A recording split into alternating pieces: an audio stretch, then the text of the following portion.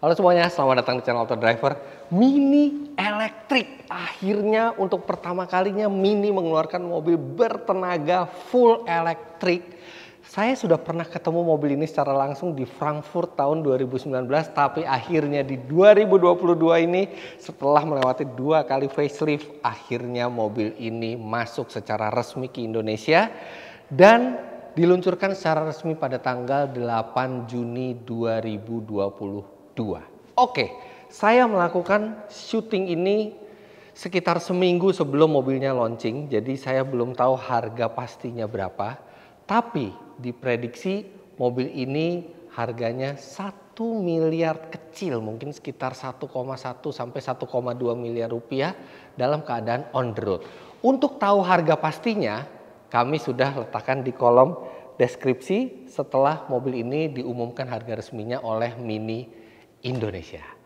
Oke, sekarang kita akan lihat apa saja keunikan mobil ini dan apakah layak dengan harga jualnya.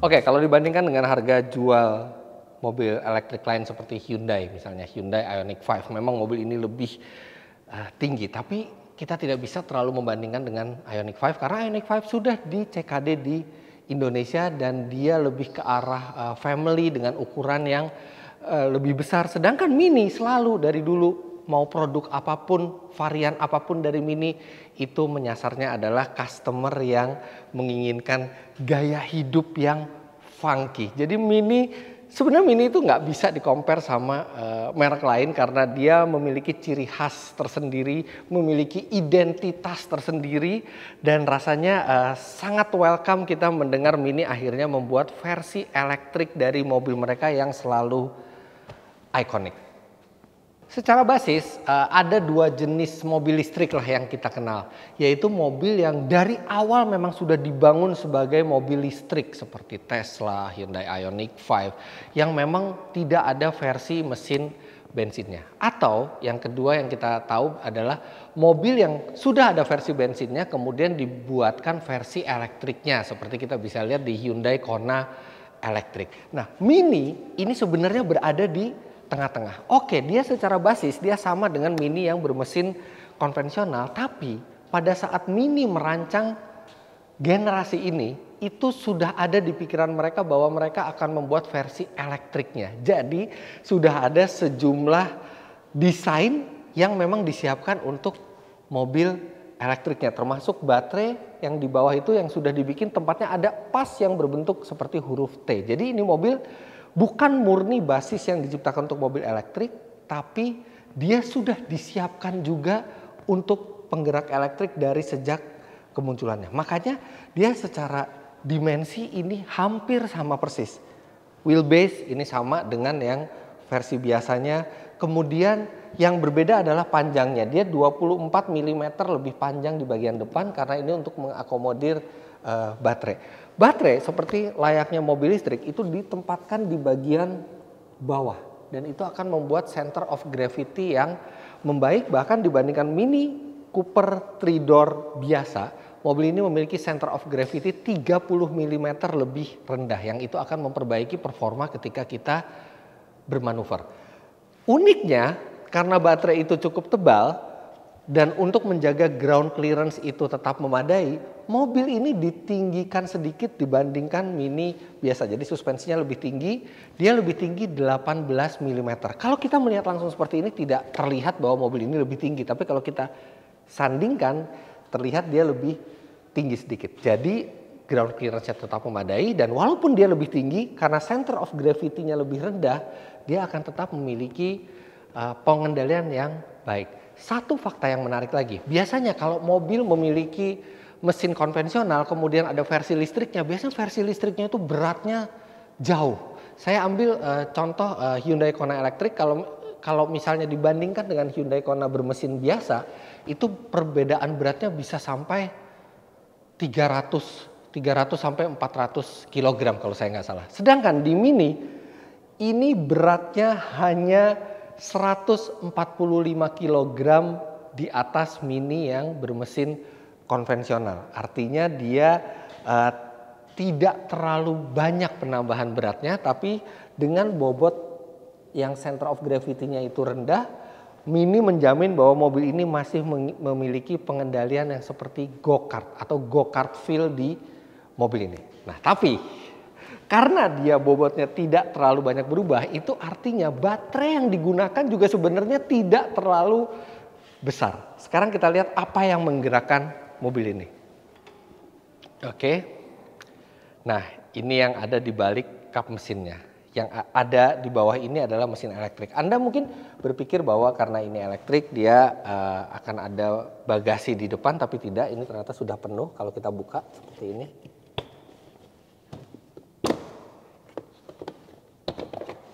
Nah, ini ada kontrol unit dan ada motor listriknya karena dia penggerak roda depan, dan ini cukup rumit ya di sini, dan ini sebenarnya tidak direkomendasi untuk diutak-atik tersendiri. Kemudian ini ada kabel-kabel tebal berwarna kuning dan oranye, ini artinya high voltage yang sebaiknya tidak usah saya sentuh.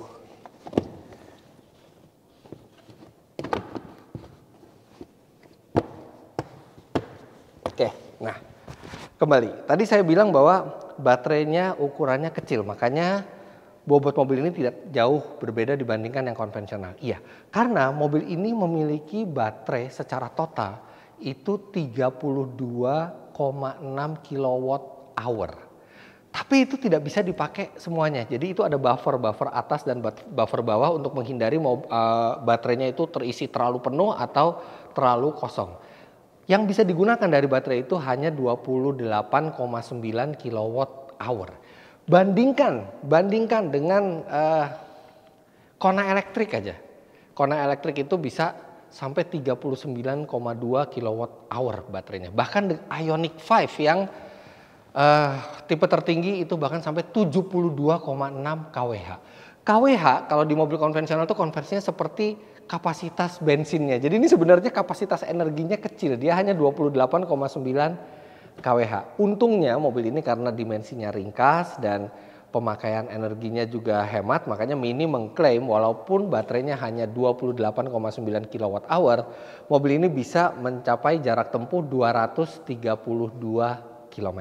Iya, memang pas-pasan 232 itu nggak terlalu besar, tapi minimal untuk sehari-hari kalau Anda commuting atau Anda berjalan di dalam kota, 200 km sebenarnya cukup karena mobil elektrik seperti layaknya handphone itu mengisi energinya sangat mudah. Ketika kita sampai di rumah, kita tinggal mengecharge di wall charger seperti itu dan kita tinggal tidur, besoknya sudah penuh lagi. Jadi setiap hari Anda mendapatkan 232 km jarak yang bisa Anda jalankan dengan mobil ini. Bukan jarak yang jauh, tapi jarak yang masih cukup untuk kondisi pemakaian sehari-hari. Nah, bagaimana untuk tenaganya? Kalau Anda bisa lihat, di sini ada tulisan S. S ini biasanya kalau di Mini itu mencerminkan tenaga yang lebih besar. Dia di bawahnya JCW, tapi dia di atasnya Mini Cooper biasa. Dan memang secara figur tenaga dia dekat dengan Mini Cooper S.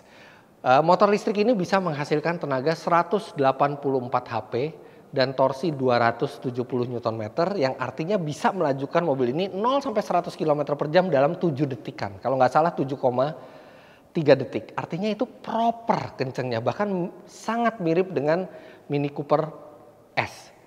Tapi memang kalau top speednya dia tidak setinggi Mini Cooper S. Top speed mobil ini dibatasi di 150 km per jam. Jadi ini memang mobil yang lebih cocok dipakai di dalam kota, apalagi mesin listrik itu selalu punya karakter itu tanpa getaran, tanpa suara, dan tenaganya tuh instan. Jadi membuat mobil ini akan lebih menyenangkan dibandingkan Mini biasa ketika dipakai berjalan di dalam kota. Nah, Saya akan membahas perbedaan eksteriornya sedikit, tapi karena tadi saya sudah membahas tanpa suara, sebenarnya nggak murni-murni amat tanpa suara ini mobil. Ini mobil ketika kita nyalakan dan kita jalankan maju atau mundur, dia mengeluarkan suara. Suaranya seperti ini.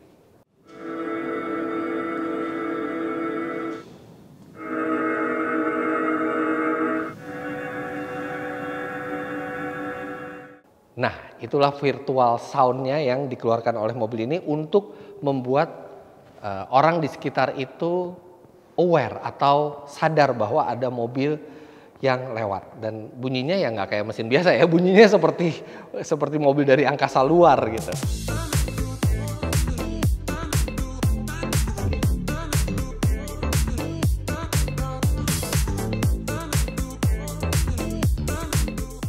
Nah, sekarang kita lihat bagian luarnya.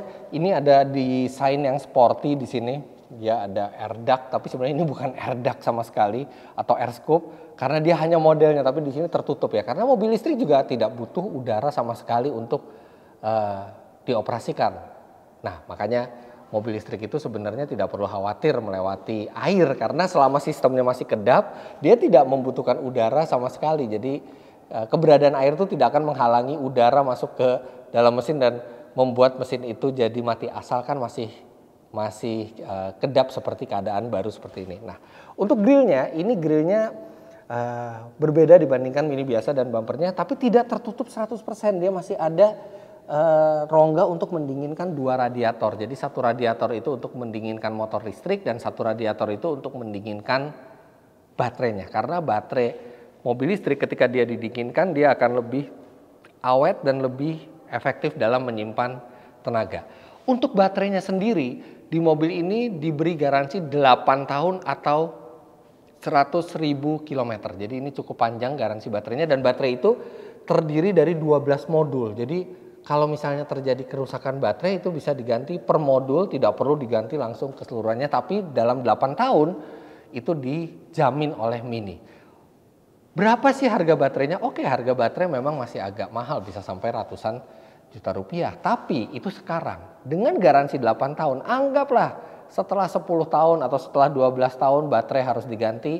Saya yakin di masa itu baterai yang digunakan mobil ini sebenarnya sudah tergolong ketinggalan zaman dan sudah ada teknologi baterai baru dan harganya akan makin terjangkau untuk mengganti baterai ini. Sebenarnya sama aja, mobil konvensional udah di atas 10 tahun juga biasanya ada sedikit degradasi di mesin yang memungkinkan kita mungkin untuk melakukan turun mesin atau perbaikan mesin. Jadi sebenarnya sama aja, tapi kita sendiri belum tahu karena siapa tahu garansinya 8 tahun tapi tahan sampai 15 tahun mungkin baterainya. Tapi yang jelas selama 8 tahun Anda tidak perlu khawatir karena dijamin semuanya oleh Mini.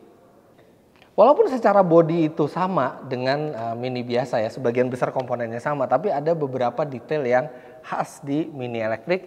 Itu yang pertama, ini list kuning yang ada di velg, kemudian ada di spion dan ada di beberapa bagian mobil lagi baik di eksterior maupun interior. Ini warna kuning yang funky. Kemudian velgnya, ini velg yang eksklusif hanya untuk Mini elektrik. Jadi kalau Anda punya Mini biasa Anda tidak bisa option untuk memilih velg ini hanya untuk Mini elektrik dan bentuknya lucu ya, eksentrik seperti ini.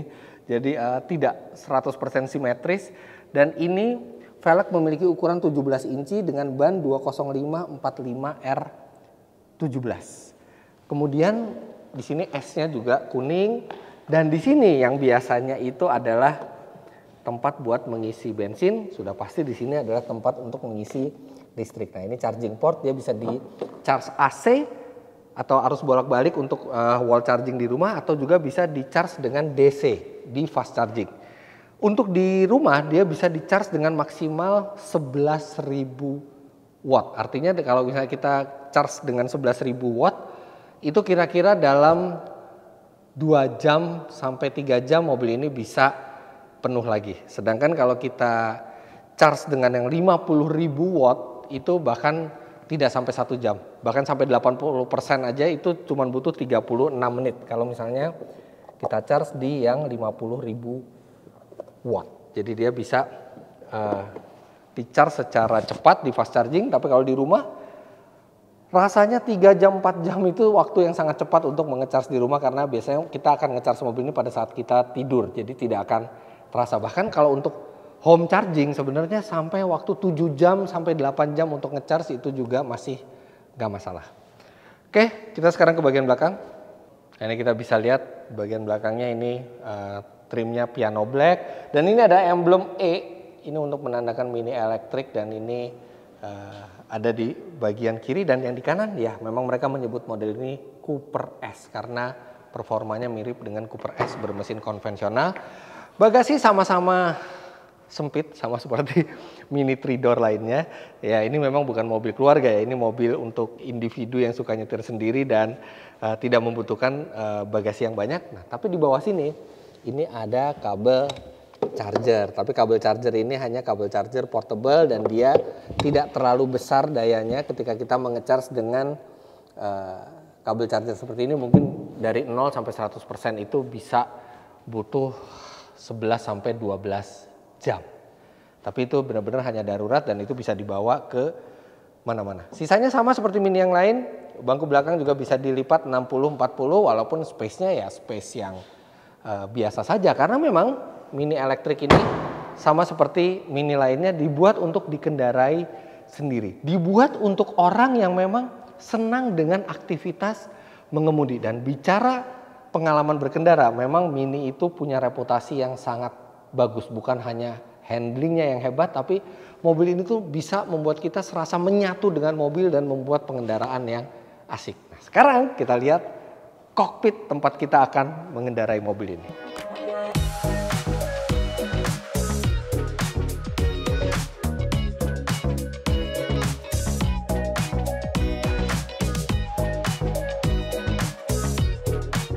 Oke, karena ini mobil listrik, walaupun di dalam ruangan ya kita nyalain aja. Dengar nggak tuh? Dengar nggak tuh suaranya? Nih, dengerin sekali lagi.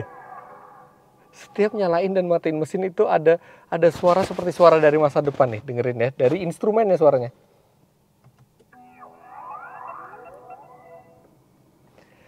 Bukan kayak mau nyetir mobil, kayak mau main game. Start gitu ya, masukin koin start terus ada bunyinya. Nah, tapi di luar suara itu sebenarnya suasana dari kabin Mini ini nih familiar gitu. Setirnya familiar, dashboardnya familiar, multimedianya familiar, kemudian instrumennya juga. Bahkan sampai shift knob-nya ini juga sangat familiar dengan Mini yang biasa. Jadi nggak ada perasaan bahwa Anda berada di sebuah mobil bertenaga masa depan gitu ya, mobil listrik. Tapi ya ada beberapa detail nih, seperti di shift knob-nya ini ada aksen kuning, di setirnya juga ada aksen kuning dengan logo E seperti yang ada di bagasi. Kemudian tombol start stop-nya juga ada aksen kuning. Kemudian di sini tidak ada RPM, yang ada hanya power monitor dan ada penunjuk isi baterai kita seberapa banyak dan sisanya speedometer gitu.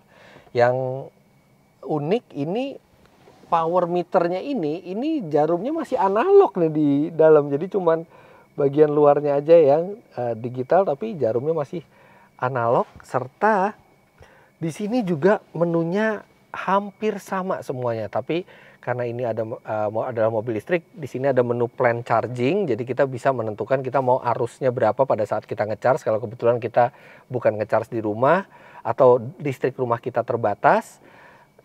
Nah, tapi sebelum saya lanjut ya, ngomong-ngomong rumah itu terbatas listriknya, nggak masalah sebenarnya sekarang kalau mobil itu kita beli mobil listrik sedangkan rumah kita listriknya masih sangat rendah, mungkin 2.200 atau 3.300 watt, karena PLN sudah komitmen untuk pemilik mobil listrik akan diberikan sambungan baru yang itu bahkan bisa sampai 7.700 watt atau 11.000 watt khusus untuk mobil listrik itu. Jadi nggak masalah.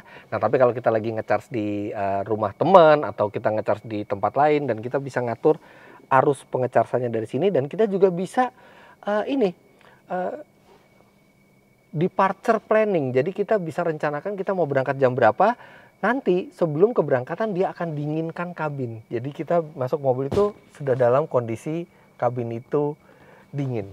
Nah, kemudian di sini di samping tombol start stop ini ada tombol yang tidak ada di Mini biasa, ini untuk mengatur regeneratif brakingnya. Jadi kan mobil ini punya regeneratif braking yang kalau kita angkat gas, dia akan berdeselerasi dan energi kinetik itu diubah menjadi listrik, disimpan lagi ke baterai untuk memperpanjang jarak tempuh. Nah, ini ada dua settingan, high dan low.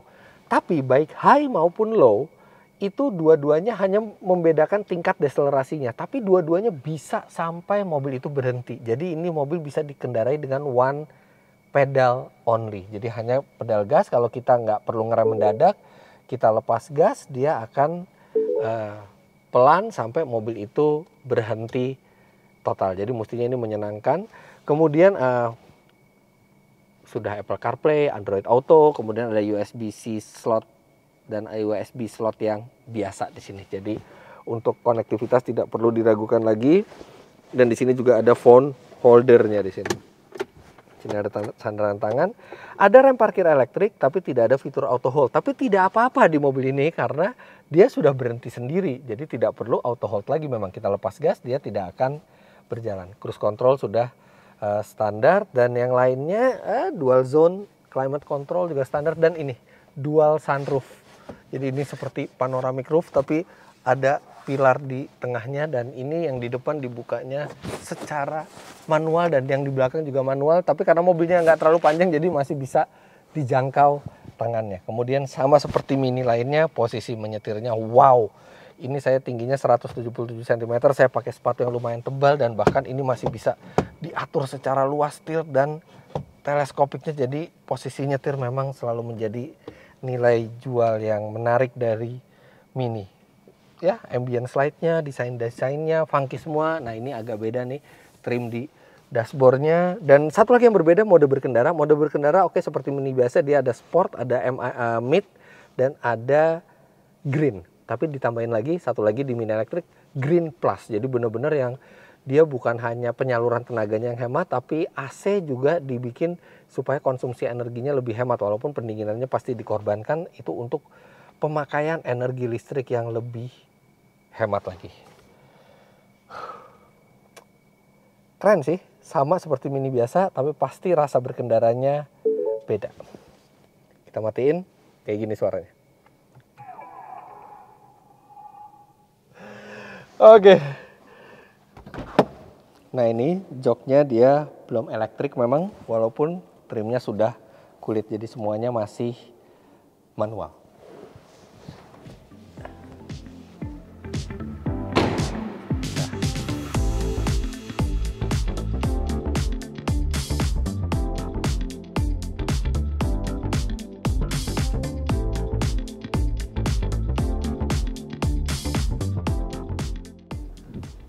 Sama seperti mobil listrik lainnya, menjalankan Mini elektrik ini juga akan sangat murah. Karena menurut klaim dari Mini, untuk 1 kWh listrik di baterai mobil ini, Mini bisa berjalan hingga 6,5 km. Padahal 1 kWh di Indonesia harganya hanya Rp1.600. Artinya hanya butuh Rp1.600 untuk berjalan 6,5 km.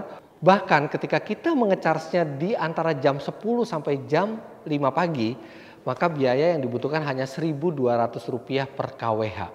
Bayangkan kalau sekarang bensin yang non-subsidi itu harganya di Rp12.000 saja, itu membutuhkan, mobil itu kira-kira sekarang membutuhkan sekitar Rp12.000 untuk berjalan 10 kilo sampai 13 km.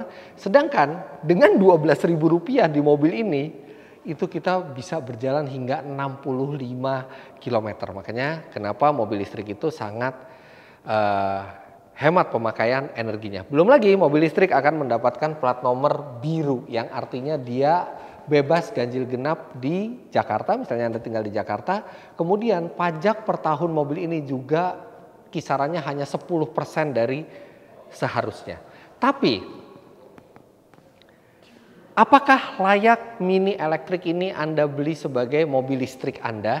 Well, itu semua tergantung dari Anda. Kalau Anda membutuhkan mobil listrik yang besar, yang jarak tempuhnya jauh, yang lebih praktis, oke, Mini ini memang bukan mobil untuk Anda. Tapi Mini punya karakter tersendiri. Dia adalah mobil yang funky, mobil yang berjiwa muda, mobil yang memiliki pengendalian tanpa kompromi walaupun sudah dalam format elektrik, serta dia adalah mobil yang memberikan keasikan berkendara khas Mini. Dan kalau Anda cinta dengan produk Mini, Anda suka dengan desain dari Mini, dan Anda ingin go green dengan meninggalkan carbon footprint di bumi kita tercinta ini yang rendah, maka tidak ada lagi mobil listrik yang lebih layak untuk Anda miliki selain Mini elektrik ini. Ini tetap pure Mini, tapi dengan tenaga yang jauh lebih bersih. Tapi ada satu lagi, kami ingin tahu apakah klaim itu benar, tapi itu baru kami bisa tahu setelah mobil ini ada unit tesnya dan kami bisa mengetes dengan jarak yang lebih jauh untuk tahu apakah klaim penggunaan energinya benar, apakah klaim walaupun lebih berat tapi tetap asik dikendarainya tetap benar.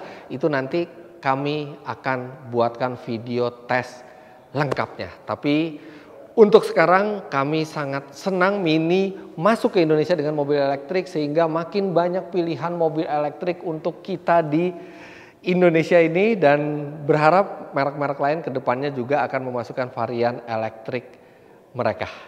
Jangan lupa Anda klik like bila menyukai video ini, komentar di bawah, dan subscribe ke channel Autodriver jika Anda belum. Main-main ke website kami di www.autodriver.com serta download aplikasi kami Autodriver di Google Play Store. Follow Instagram kami di sini @autodriver_. Terima kasih banyak Anda sudah menyaksikan. Sampai jumpa di video selanjutnya. Bye bye.